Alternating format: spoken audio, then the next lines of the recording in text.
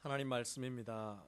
구약 전도서 3장 1절에서 15절 말씀 저희들이 함께 봉독하시겠습니다. 전도서 3장 1절에서 15절 말씀입니다.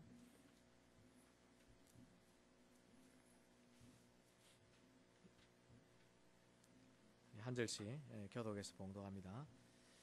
범사에 기한이 있고 천하만사가 다 때가 있나니 날 때가 있고 죽을 때가 있으며 심을 때가 있고 심은 것을 뽑을 때가 있으며 죽일 때가 있고 치료할 때가 있으며 헐 때가 있고 세울 때가 있으며 울 때가 있고 웃을 때가 있으며 슬퍼할 때가 있고 춤을 출 때가 있으며 돌을 던져버릴 때가 있고 돌을 거둘 때가 있으며 안을 때가 있고 안는 이를 멀리할 때가 있으며 찾을 때가 있고 잃을 때가 있으며 지킬 때가 있고 버릴 때가 있으며 찢을 때가 있고 꿰맬 때가 있으며 잠잠할 때가 있고 말할 때가 있으며 사랑할 때가 있고 미워할 때가 있으며 전쟁할 때가 있고 평화할 때가 있느니라. 일하는 자가 그의 수고로 말미암아 무슨 이익이 있으랴. 하나님이 인생들에게 노고를 주사 애쓰게 하신 것을 내가 보았노라. 하나님이 모든 것을 지으시되 때를 따라 아름답게 하셨고 또 사람들에게는 영혼을 사모하는 마음을 주셨느니라. 그러나 하나님이 하시는 일의 시종을 사람으로 청량할 수 없게 하셨도다. 사람들이 사는 동안에 기뻐하며 선을 행하는 것보다 더 나은 것이 없는 줄을 내가 알았고 사람마다 먹고 마시는 것과 수고함으로 낙을 누리는 그것이 하나님의 선물인 줄도 또한 알았도다. 하나님께서 행하시는 모든 것은 영원히 있을 것이라. 그 위에 더할 수도 없고 그것에서 덜할 수도 없나니 하나님이 이같이 행하시면 사람이 그의 앞에서 경외하게 하려 하심인 줄을 내가 알았도다. 이제 있는 것이 옛적에 있었고 장래에 있을 것도 옛적에 있었나니 하나님은 이미 지난 것을 다시 찾으시느니라. 아멘. 감사합니다. 할렐루야. 마지막 주 예배를 하나님께 드립니다. 지난 한 주간은 우리 교회와 성도들을 위해서 기도하면서 제가 제일 많이 생각하고 기도했던 것이 하나님 앞에 열매를 아름답게 잘 마무리해서 드리는 그런 삶이 되기를 기도했습니다.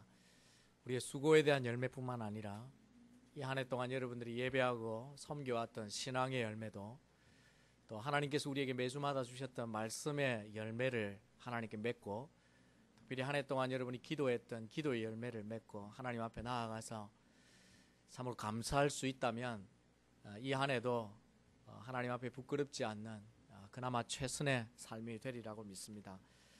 이제 며칠 남지 않았지만 이 한 해 동안 여러분이 하나님 앞에 드릴 삶과 신앙의 천국의 열매들을 여러분 헤아리면서 하나님 앞에 가득한 열매로 나아갈 수 있는 그런 축복이 여러분이 있기를 주의 이름으로 축원합니다. 한 해의 마지막 시간을 저희들이 보낼 때쯤이면 항상 기억나고 생각나는 말들이 있죠. 세월이 유수 같다, flowing water, 뭐 그렇게 표현합니까? running water를 합니까? 흐르는 물과 같다. 또 세월이 광음과 같다, light and sound, 빛과 소금처럼, 빛과 소리처럼 그렇게 빨리 지나간다. 그렇게 느껴지는 때입니다. 요즘은 그보다 훨씬 더 빠른 것 같아요.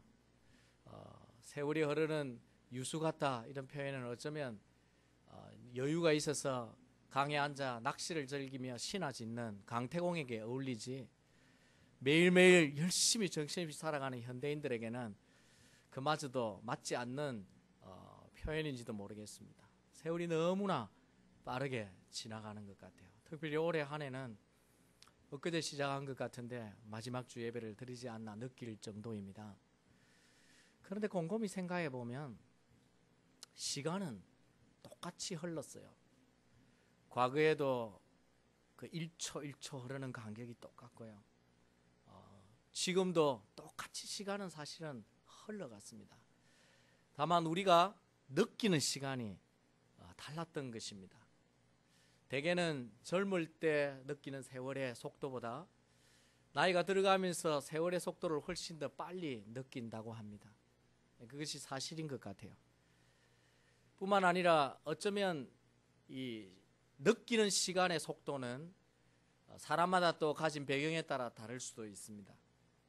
어떤 사람은 한 해 동안 너무나 정신없이 바쁜 삶을 살았기에 하루하루 헤아릴 수 없을 만큼 바쁘게 살다 보니 한 해가 지났을 수도 있고요. 또 어떤 분에게는 나름대로 최선을 다해 산다고 했지만 너무나 아쉬움이 많은 한 해라 어찌 이래 한 것 없이 한 해가 지나갔나 그렇게 해서 빠르게 느낄 수도 있습니다. 우리 각자가 어떤 배경을 가지고 있든 중요한 한 가지 진리는 이미 지나간 시간에 대해서는 우리가 아무것도 할 수 없다는 것입니다. 그것이 어떻게 보내어졌든 또 어떤 열매를 맺었든 이미 흘러간 올 한 해 시간들에 대해서는 우리가 무엇을 더 이상 할 수는 없습니다. 이런 우리가 느낌을 갖고 하나님 앞에 우리가 돌아볼 때 한 번쯤은 꼭 생각해야 될 말씀이 있어요. 그게 바로 오늘 말씀이 아닌가 저는 생각합니다. 한 해의 마지막 주를 보내면서 우리 각자에게 이 말씀이 또 우리 가정에 우리의 교회에 한 번쯤 이 말씀을 통해 우리를 다시 점검하고 다시 어떻게 할 수 없는 과거가 아닌 새롭게 다가오는 시간들을 어떻게 살까를 우리가 생각하는 그런 지혜가 있기를 바랍니다. 우리의 남은 인생을 어떻게 남은 때를 어떻게 살아야 더 아름답게 살 수 있을까 하는 것입니다. 솔로몬의 지혜를 통해서 우리에게 남긴 말씀에 하면 몇 가지 우리가 살아야 할 원칙이 있습니다. 오늘 본문을 통해 우리에게 하나님이 주시는 말씀들입니다. 그 첫 번째는 모든 인생에는 기한이 있다는 것을 생각하고 인정하고 영원을 사모하며 살아야 한다는 것입니다. 전도자가 본문 1절과 2절에서 우리에게 이렇게 말합니다. 범사가 기한이 있고 천하만사가 다 때가 있나니 날 때가 있고 죽을 때가 있으며 심을 때가 있고 뽑을 때가 있다. 그리고 때에 대한 이야기를 합니다. 다시 말하면 모든 것이 기한이 있다는 것이죠. 하루도 시작하는 아침이 있었으면 하루를 닫는 저녁이 있습니다. 한 해가 시작한 날이 있었는데 이제 한 해를 마치는 날이 우리의 눈앞에 있는 것입니다. 그렇듯이 인생도 날 때가 있어서 시작이 있었는데 인생을 끝맺는 죽음이 우리 가운데 모두에게 다가온다는 것입니다. 이처럼 우리가 의미 있게 가치 있게 살아가려면 이런 때를, 이런 기한을 잘 알고 잘 이해하고 살아야 한다는 것이 오늘 하나님의 말씀입니다. 그럼 우리 한 해를 보내면서 이 진리 앞에 우리의 마지막 때가 어떻게 될 것인지를 생각하며 살아야 합니다. 왜냐하면 우리의 인생엔 모두가 기한이 있기 때문이죠. 여러분, 사람이 가지는 큰 가치 중에 하나가요, 다른 피조물과 다른 것 중에 하나가 생명성이 있다는 것입니다. 그걸 다르게 말하면 생명의 의미가 뭔지, 생명의 가치가 무엇인지, 무엇보다 그 생명을 의미 있게 살아갈 줄 아는 그런 지혜가 사람들에게 있다는 것이죠. 사실 우리가 오늘 하루를 살고 있습니다. 근데 이 하루를 산다는 것은 엄격하게 말하면 하루를 죽는 거예요. 우리에게 주어진 정해진 날을 하루 스펜드하는 거죠. 소비해서 죽음을 향해 더 가까이 가는 것입니다. 그것을 알고 우리의 남은 시간을 어떻게 잘 지혜롭게 사느냐 하는 것이 사람에게 주어진 하나님의 특별한 은혜입니다. 그런데 자신이 죽는 존재인 것을 알고 살면 삶의 하루하루를 의미를 담고 살 수 있지만, 자신이 죽는 존재인지를 알지 못하면 그저 흘러버리는 시간으로 우리의 인생을 얼마든지 살아갈 수도 있는 것입니다. 그래서 날마다 죽음을 알면 제대로 살 수 있고, 죽음을 알지 못하면 무의미하게 죽는다는 거예요. 쉽게 얘기하면. 그러므로 우리가 우리의 죽음을 대비하고 우리의 존재에 기한이 있음을 알고 살면 정말 진지하게 살아갈 수 있습니다. 우리가 영화에서나 볼 법한 이야기들을 한 번씩 듣지 않습니까? 어느 날 의사가 내게 당신은 1개월밖에 남지 않았습니다 라고 선고를 한다면 여러분 어떻게 살 것 같습니까? 지금과는 좀 다르게 살고자 생각할 거예요. 내게 30일밖에 남지 않았다. 그러면 내일은 뭘 할까? 그 다음 날은 뭘 해야 의미가 있을까? 그러면서 좀 더 진지하게 돌아왔던 지금까지 살아왔던 삶을 점검하면서 꼭 해야 할 일들, 그리고 꼭 풀어야 할 관계들, 그리고 꼭 형성해야 될 좋은 사람들을 다시금 돌아보면서 마지막을 정말 의미 있게 살지 않겠나는 것입니다. 그런데 실제 우리에게 그렇게 인생의 기한이 남아있다는 거죠. 언젠가 한번 오래전에 말씀을 드린 것 같은데 동양의 현모라고 알려진 맹자 어머니가 있습니다. 그 맹자 어머니에 대한 맹모 삼천지교라는 게 있죠. 아이를 묘지 근처에 집을 이사를 해서 살았더니 아이가 매일 묘지에서 장사 지내는 걸 보면서 장의사 흉내를 내고 살더래요. 그래서 어머니가 다시 이사를 했는데 시정 가까이로 이사를 했습니다. 장터 가까이. 그랬더니 아이가 또 매일 판자를 놓고 뭘 팔고 뭐 장사하는 흉내를 내어서 그래서 마지막에 마침내 서당 가까이로 옮겼다는 것입니다. 그랬더니 아이가 그때 공부를 했다.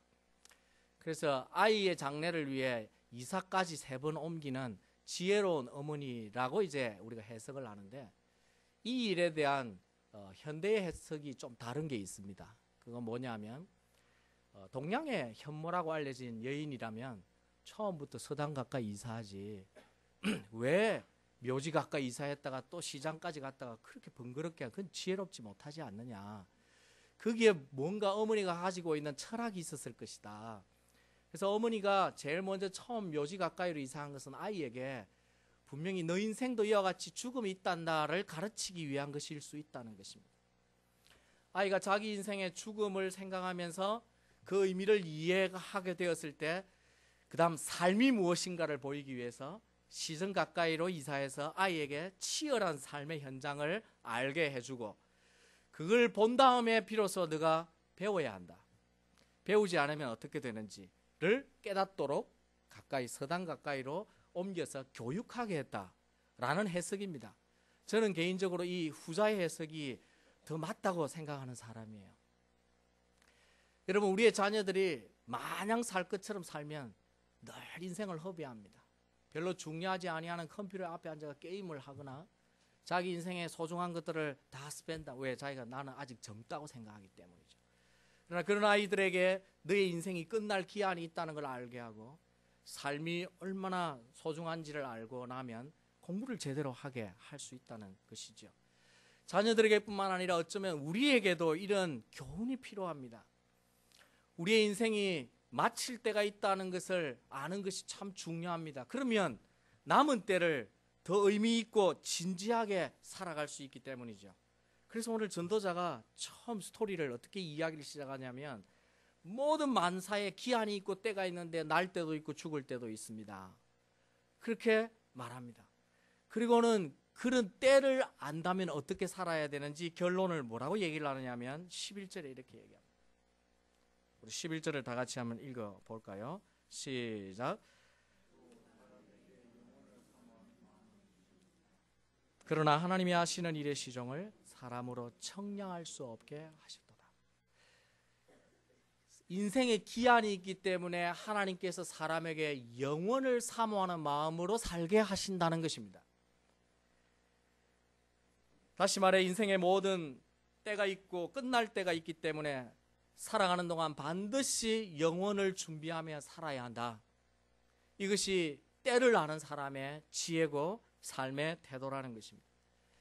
1세기 초대교회 기독교가 하나님 보시기에 굉장히 든든하게 아름답게 진정한 믿음의 공동체로 형성이 되었습니다.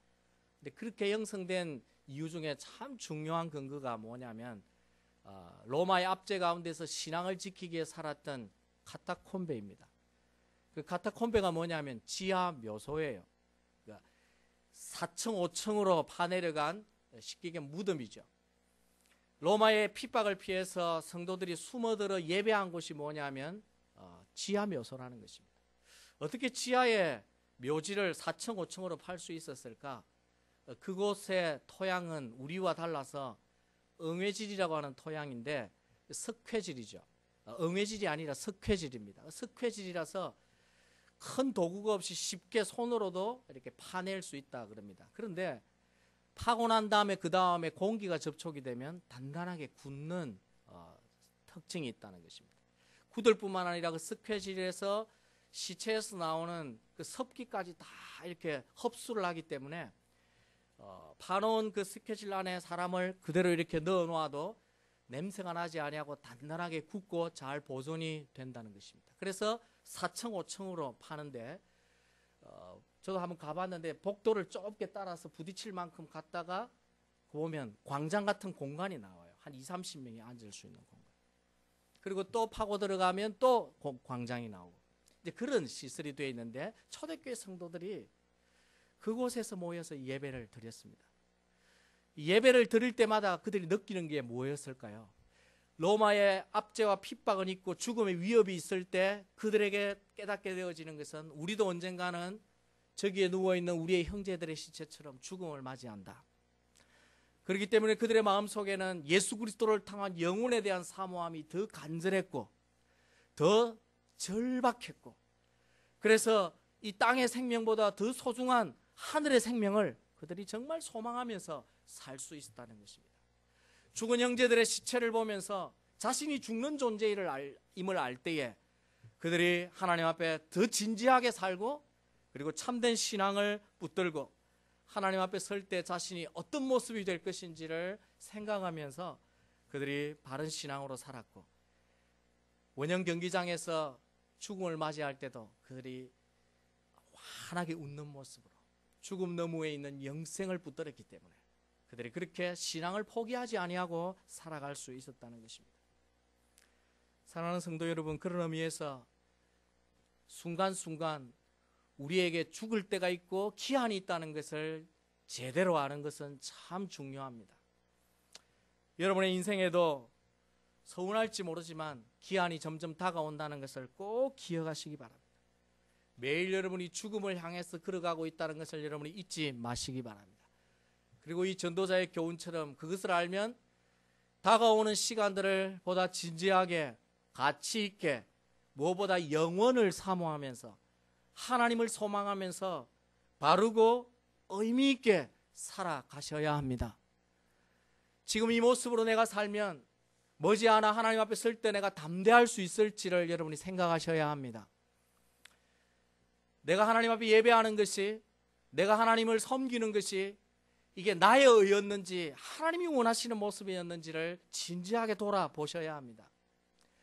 그리고 하나님 앞에 만날 때에 무익하고 부족했지만 하나님 최선을 다했습니다. 그리고 우리가 상상하지 못한 칭찬을 하나님께 받을 수 있는 그런 삶을 우리가 지금부터 살아가야 한다는 것입니다. 바라기는 우리 모두는 기한이 있는 인생입니다. 그렇기 때문에 남은 때를 하나님 앞에서 후회가 없도록 참되고 진지하게 영혼을 사모하면서 바른 신앙, 하나님이 기뻐하시는 그런 참된 성도의 모습으로 살아가시기를 주의 이름으로 축원합니다. 이 한 해의 마지막 시간을 보내면서 우리의 남은 때를 어떻게 살까? 하나님이 우리에게 두 번째 말씀하시는 것은 현재를 기뻐하면서 선을 행하고 살아야 합니다. 이미 지난 세월들은 다시 새롭게 할 수 없지만 앞으로 다가오는 시간들은 우리가 새롭게 살 수 있습니다. 다가오는 시간은 우리에게 하나님이 허락하시는 새로운 기회입니다. 그냥 흘려보낼 수가 없는 소중한 기회라고 할 수 있죠. 그래서 이제 다가오는 시간을 최선으로 살 필요가 있습니다. 어떻게 살아야 최선인가? 성경은 우리에게 말하기를 사람이 사는 동안에 12절에 보면 기뻐하며 선을 행하는 것보다 더 나은 것이 없다. 이것이 전도자가 깨달은 교훈 중에 하나입니다. 하나님 앞에서 우리가 생명이 있는 동안에 하루하루 주어질 때 어떻게 살아야 한다고요? 기뻐하며 살아야 한다는 것입니다. 참 곰곰이 제가 생각을 해보았어요. 생각해 보니까 그렇게 살지 못하는 날들이 있는 것을 깨닫습니다. 지난날 삶에 대한 아니면 현재 삶의 어려움 때문에 주어진 하루가 우울한 거예요. 그리고 때로는 참 하나님 앞에서 죄송하지만 낙심하며 사는 시간들이 있는 것을 발견하게 됩니다.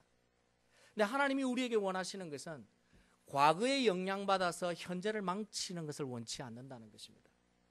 과거에 혹 실패를 해서 혹 과거에 후회스럽고 잘못 살아서 낙심으로 현재를 보내어서는 안 된다는 것이죠. 그뿐 아니라 과거에 내가 생각한 걸 다 이루었다고 지금은 의미 있게 살지 않고 아무것도 하지 않고 허송세월을 해서 보내는 것도 하나님이 원하는 것이 아닙니다. 하나님이 우리에게 바라는 것은 과거가 어땠든지 관계없이 주어지는 현재를 어떻게 살아야 한다고요? 기뻐하며 살라고 하는 것입니다. 하나님께서 우리에게 주신 이 세월들, 이 시간들을 의미 있게, 현재를 의미 있게 만들어야만 하나님 앞에 설 때 담대할 수 있다는 것입니다. 비록 과거가 내게 고통이었다 할지라도 현재는 기쁨이 되게 우리가 시간을 그렇게 만들어야 합니다. 과거가 후회였다 할지라도 지금은 낙심이 아닌 희망으로 이 시간들을 하루하루를 의미 있게 살아야 한다는 것입니다. 물론 현재가 너무 힘들고 환경이나 상황이 기대한 것과 달라서 고난 가운데 있는 사람에게는 이것은 쉽지 않은 순종이 틀림이 없습니다. 그럼에도 하나님은 우리에게 이걸 요구하셔요. 순종할 것을 요구하십니다. 그래서 때때론 목사인 저에게도 영적으로 싸우며 하루를 이겨야 할 때가 있습니다. 삶의 어려움과 때로는 기도의 제목들과 그리고 감당해야 될 일들을 두면서 하나님 앞에 기도하지 않으면 그날을 기쁘게 살 수 없을 때가 찾아오기 때문이죠. 기도하고 하나님께 다가가면 하나님이 또 말씀하십니다. 그러면 그 앞에 무릎 꿇을 수밖에 없습니다. 하나님께서 우리에게 주시는 말씀이 뭡니까? 그게 바로 하나님이 뜻대로 사는 거예요. 하나님이 우리에게 원하시는 뜻은 이거다라고 말씀하시는 것을 외면할 수가 없는 것입니다. 그게 뭘까요? 바로 데살로니가전서 6장에 있는 말씀입니다. 우리 다 같이 한번 읽어보면 좋겠습니다. 매일매일 하나님이 우리에게 요구하시는 우리 삶의 뜻입니다. 우리 다 같이 한번 읽어볼까요? 시작. 항상 기뻐하라. 쉬지 말고 기도하라. 범사에 감사하라. 이것이 그리스도 예수 안에서 너희를 향하신 하나님의 뜻이니라. 그래서 저희 선친께서 남겨주신 가훈이었고 저희 집의 가훈입니다. 그러나 매일매일 지켜지지 못하는 가훈일 때가 있어요. 그러나 결국은 돌아갑니다. 결국은 하나님 앞에 다시 이 말씀으로 돌아가지 않으면 우리가 하나님 앞에 불순종한 삶의 열매들을 남기기 때문입니다. 하나님은 여러분에게 매일을 기뻐하며 살기를 원하고 계십니다. 그렇기 때문에 매일을 싸워야 돼요. 영적으로. 하나님께서 허락하신 이 하루를 하나님 앞에 최선으로 기뻐하고 그리고 하나님 앞에 가장 기뻐하고 그리고 기도하면서 감사할 수 있다면 이 하루를 분명 성공한 하루로 살 수가 있다는 것입니다. 바라기는 다가오는 시간들을 우울하고 낙심하고 좌절하지 않고 하나님의 뜻을 우리가 되새기고 기억하면서 안 되면 믿음으로라도 싸워서라도 저와 여러분이 매일매일 하나님 앞에 보다 더 기쁘게 보다 더 감사하면서 그렇게 살아갈 수 있는 복된 성도들 되시기를 주의 이름으로 축원합니다. 현재를 기뻐할 뿐만 아니라 하나님은 우리에게 선을 행하며 살아라고 말합니다. 선이 뭘까요? 무엇이 우리가 행해야 될 선이 뭘까요? 우리가 행해야 될 선은 하나님이 원하는 것입니다. 하나님이 하라고 하시는 것은 선이고 하나님이 하지 말라고 하는 것은 악입니다. 우리에게 너무나 분명해요. 말씀이 하라고 하는 것은 언제든지 그것이 작든 크든 선입니다. 그러나 말씀이 하지 말라고 금하는 것은 그게 크든 작든 그게 세상적인 도덕과 관계가 있든 없든 관계없이 무조건 악이 됩니다. 그렇기 때문에 우리가 선과 악을 분명히 구분할 수 있어요. 하나님께서 우리에게 매일매일 뭘 원하신다고요? 선을 행하며 살기를 원하십니다. 그러므로 하나님이 뭐라고 말씀하셨는지 매일 보면서 묵상하면서 그리고 그 말씀 따라 내가 선을 행하며 사는 거예요. 어제 우리 교회 성도 한 분과 통화를 하면서 목사님 올해 뭐 다른 건 열심히 못했지만 성경은 2번 읽어갑니다. 그것밖에 못해서 죄송합니다. 그런 얘기를 하더라고요. 아이고 잘하셨어요. 그렇게 하다 보면 그 다음 걸 할 수는 있습니까? 말씀을 읽으면 말씀에 순종할 마음이 생기고 그리고 그 말씀대로 살 수 있는 힘이 생기는 것입니다. 그래서 하나님 앞에 우리의 삶이 만들어지게 되는 거죠. 하나님은 우리에게 세상에서 성공하라 그렇게 말한 적이 없습니다. 여러분 성경을 눈 닫고 찾아보십시오. 세상의 최고가 되라 그렇게 말씀하신 적도 없어요. 세상의 1등이 되어야 된다 그렇게 말씀하신 적도 없습니다. 하나님은 우리에게 그걸 결코 원하지 않습니다. 그건 우리가 원하는 거죠. 하나님이 원하는 것은 어떤 삶이든 주어진 삶에서 선을 행하라는 것입니다. 세상에 알아주지 않고 폼나지 않는 삶의 현장 속에서도 네가 말씀에 순종하면 나는 너를 인정한다는 것입니다. 내가 너에게 맡겨준 달란트가 하나든 두 개든 다섯 개든 그 달란트에 충성하면 세상 사람들은 다섯 개를 선호할지 모르지만 나는 두 개라도 좋고 하나라도 좋다. 내가 너를 충성했다고 분명히 인정할 것이다. 하나님은 우리에게 하나님 앞에서 우리가 어떤 삶을 살고 선을 행하고 살았는가를 원하시는 것입니다. 그러면 하나님께 영광을 돌리고 살 수 있습니다. 그러므로 우리가 늘 세상과 비교가 되어서 또 훨씬 사람들이 선호하는 것과 비교되어서 우리 삶이 자꾸 잘못 살았다, 실패가 되었다라고 하는 그런 사탄의 도전들이 있어요. 그럴 때마다 하나님 앞에서 여러분이 하루를 기뻐하며 내가 이 하루를 하나님 앞에 선을 행하고 살았으면 하나님 앞에 최선인 것을 기억하시기 바랍니다. 그 삶을 하나님이 받으십니다. 그리고 하나님이 그 삶을 통해 일하십니다.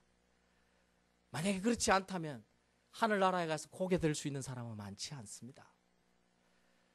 정말 성공한 사람들, 정말 최선으로 1등한 사람들만 하나님 앞에 고개 들 수 있다면 우리 모두는 그렇지 못할지도 모릅니다. 하나님께서 오늘 우리에게 다시 말씀합니다. 매일매일을 어떻게 하라? 기뻐하며 살라. 그리고 하나님이 말씀하시는 선을 행하고 살아다오. 그렇게 하나님이 말씀하십니다. 이제 한 해가 다가가고 새로운 한 해가 다가옵니다. 우리에게 이것은 새로운 기회고 새로운 날들입니다. 다시 여러분에게 주어질 이 기회를 과거 때문에 붙들려서 과거에 침몰되지 않기를 바랍니다. 매일매일 하나님 앞에 기뻐하십시오. 그리고 감사하십시오. 그리고 하나님께서 주신 선이 무엇인지를 말씀을 통해 배우고 깨닫고 그것이 사랑하는 것이든 그것이 기도하는 것이든 그것이 내가 알지 못하는 가난한 이웃에게 섬김을 베푸는 것이든 무엇이든지 우리가 하나님이 원하시는 선을 행함으로 하나님께서 우리의 삶을 기뻐하시도록 최선을 다해 선을 행하고 살아가는 그런 복된 성도들 되시기를 주의 이름으로 축원합니다. 하나님이 우리에게 주시는 오늘 본문의 마지막 말씀은 우리 인생의 모든 일에 만족하며 감사하며 살라는 것입니다. 좀 다르게 말하면요, 내 인생의 모든 일이 하나님의 선물임을 인정하고 감사하며 살라는 거예요. 지금까지 우리가 살아온 모든 것, 현재까지 모두 그것은 하나님의 선물이라고 성경은 말합니다. 단지 소유만이 아니라 내가 지나왔던 시간들과 그 과정 모두가 하나님의 은혜요 선물입니다. 비록 그것이 훈련의 과정을 통해 하나님이 우리를 욥과 같이 단련하는 시간이었다 할지라도, 아니 모세와 같이 광야 속에서 40년을 보내는 광야의 시간이었다 할지라도 그것이 하나님이 우리에게 주신 선물이라고 하나님은 오늘 말씀하고 있습니다. 오늘 본문 13절에 그래서 전도자가 이렇게 말합니다. 사람마다 먹고 마시는 것과 수고함으로 낙을 누리는 것이 하나님의 선물인 줄로 또한 알았도다. 이게 먹고 마시는 것은 지금 전도자가 삶을 대표하는 한 표현으로 주어진 것입니다. 우리 삶에 평범하게 보이는 모든 것이 다 하나님의 뭐다? 선물이라는 것입니다. 아니 내가 수고하고 땀 흘려서 수입을 얻었고 내가 노력해서 기업을 가꾸고 했는데, 그리고 건강도 유지하기 위해 헬스 센터에 매일 가고 해서 이만큼 됐는데 라고 생각할지 모르지만 하나님은 그거 모두가 하나님 선물이다 그렇게 말씀하시는 거예요. 우리가 이렇게 살아온 것 자체가 하나님의 은혜라는 것입니다. 우리가 예배를 시작하면서 나의 나 된 것은 하나님의 은혜라, 나를 지으신 하나님, 그리고 나를 여기까지 있게 하신 하나님, 그 그 모든 것이 하나님의 은혜라고 고백하는 그것이 성경이 우리에게 가르치는 신앙 고백입니다. 오늘 하나님께서 전도자를 통해 주시는 말씀이기도 하죠. 생각해 보십시다. 하나님이 지금까지 우리의 생명을 살게 하신 것도 하나님의 은혜입니다. 내 삶이, 또 우리 가정이, 우리 자녀가, 우리의 교회가 여기까지 걸어온 것도 하나님의 매일매일 주신 은혜가 있는 것이 분명합니다. 그 은혜를 은혜인 줄 알고 선물인 줄 알고 감사하며 살라는 것이 하나님의 뜻입니다. 물론 우리에게 아직 바라는 것이 더 있습니다. 내 삶은 이래 되면 좋겠고, 우리 자녀는 이렇게 더 되면 좋겠고, 우리 가정이 혹은 우리의 교회의 기대치가 분명히 있습니다. 그렇지만 그 기대치를 하나님이 어떻게 주실지는 우리가 알지 못한다고 오늘 성경이 말합니다. 하나님이 그 때와 기한을 정했지만 인생으로 하여금 그걸 알 수 없게 하셨다, 그렇게 말씀하셔요. 그렇기 때문에 하나님은 현재 주어진 것이 선물인 줄 알고 감사하고 살라는 것입니다. 왜? 감사하고 살면 그 감사가 다음 것을 우리에게 축복으로 누리게 하는 통로가 되기 때문입니다. 그것이 성경이 우리에게 말하는 진리입니다. 여러분이 가지고 있는 누려왔던 모든 것뿐만 아니라 보이지 않는 것도 마찬가지입니다. 여러분이 한 해 동안 믿음이 자랐습니까? 내가 하나님께 좀 한 해 더 가까이 간 것 같아. 그것도 하나님이 주신 선물입니다. 하나님께서 우리에게 이렇게 예배할 수 있게 하시고, 또 우리의 교회를 통해서 여전히 한 영혼들을 하나님께서 부르시고 만지시는 것은 그것도 역시 하나님의 선물입니다. 보이는 것이든 보이지 않는 것이든 하나님의 손길과 하나님의 간섭이 없는 것은 아무것도 없다는 것을 우리가 이 시간 한번 다시 인정해 볼 필요가 있습니다. 그러면 그 모든 것을 어떻게 해야 된다고 말합니까? 감사해야 된다고 말합니다. 지금 내가 바라는 것이 막혀있는 그것조차도 시종을 알 수 없게 하시는 하나님이 어떻게 하실지 모르기 때문에 현재를 감사하면서, 그것은 기도의 제목이죠. 기뻐하고 감사하고, 그리고 그럴 수 없는 것은 기도입니다. 항상 기도하는 것이죠. 범사에 감사하고 그리고 기도하는 것입니다. 그러면 하나님께서 우리의 시종을 책임지시고 이끄시겠다 하는 것이 하나님이 우리에게 말씀하시는 것입니다. 사랑하는 성도 여러분, 우리가 많이 살아왔습니다. 그리고 앞으로 살 날이 얼마나 될지 우리 아무도 모릅니다. 그러나 분명한 것은 우리가 죽음을 향해 걸어가고 있다는 것입니다. 그렇지만 이것이 의미 있게 만드는 것은 우리의 책임입니다. 그리고 우리의 신앙입니다. 바라기는 남은 날들을 이전보다 더 멋있게, 더 의미 있게 살아가길 원합니다. 과거에 매여 붙들려 침몰하지 않고 하나님께서 주시는 새로운 기회는 진짜 의미 있게 새롭게 우리 모두가 살기 원합니다. 그러기 위해서 영혼을 사모하는 마음을 가지시고 이 하루가 하나님 앞에서 의미 있도록 매일매일 기뻐하시고, 그리고 선을 행하시면서 하나님 주신 모든 선물을 감사하고 살아가심으로 남은 한 해 며칠뿐만 아니라 새해, 또 우리의 인생이 하나님 보시기에 의미가 있도록, 가치가 있도록, 그리고 칭찬이 되도록 하나님 앞에 살아가시는 우리 복된 모든 세배전교회 성도들 다 되시기를 주의 이름으로 축원합니다. 다 같이 한번 이 시간 기도하십시다. 내 삶을 여기까지 이끌어 주신 하나님께 감사하시고, 하나님 앞에 주신 말씀대로 하루하루를 말씀에 순종하며 살아서 우리 하나님 보기에 담대할 수 있도록 우리 함께 기도하시겠습니다.